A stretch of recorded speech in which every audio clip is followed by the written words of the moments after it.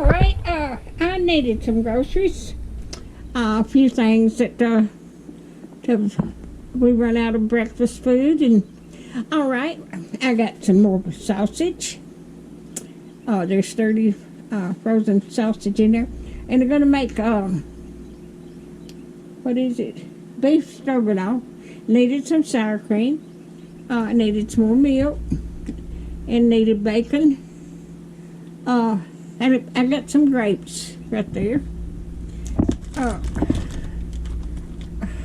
Okay, I got some cheese.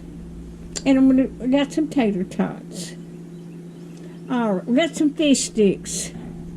There's 44 sticks, so me and my grandson have something to eat. And I'm going to make a banana pudding. And I needed bananas and vanilla wafers. Alright, if you like my videos, just like, share, and subscribe, and hit that bell when you want to be notified when I got another video. And thank you so much for watching, and y'all have a wonderful day.